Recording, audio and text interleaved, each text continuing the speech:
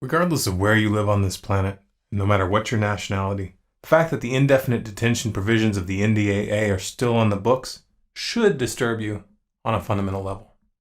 If not, give it 3 minutes.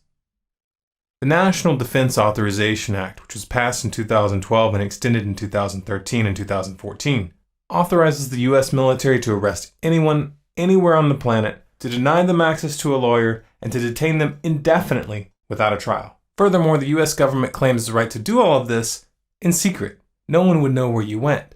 You would just disappear. The right to a fair trial is gone. Without the right to a fair trial, you don't have any rights at all. Of course, some would argue that the NDAA only targets enemies of the United States, as if this would somehow make it okay. That defense doesn't hold water.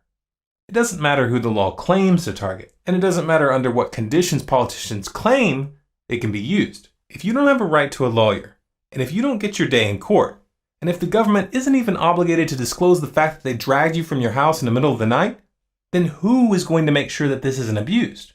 The soldiers? The politicians? Come on. The power to make someone disappear without a trial is the power to make up any excuse that's convenient. Evidence is only needed when you have to prove your case in court. That's why we have courts. The protections codified in the Constitution were put there for a reason. But at this point, it looks very much like America is going to learn that lesson the hard way. Land of the free, right? You can put your hand over your heart, celebrate something that no longer exists, or you can be honest with yourself. That might be a bit painful. No one wants to believe that their kids are going to live under a military dictatorship. No one wants to see this coming. So most people put their head in the sand and do their best not to think about it. Those who don't always begin with one question. What can we do? The first thing you need to understand here is that our problem is psychological, not material. You have the means to take back your power. And you don't need a set of specific instructions. You don't need someone to hold your hand and explain your role. You don't need someone to give you permission.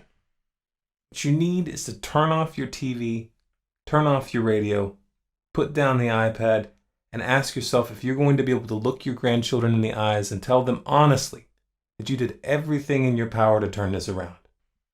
Are you going to push this out of your mind because it's uncomfortable? Or are you going to convert that discomfort into a driving force? No one can make that choice for you. I'll tell you this much though. If that thought itches in the minds of enough people, we'll figure out a way to scratch it.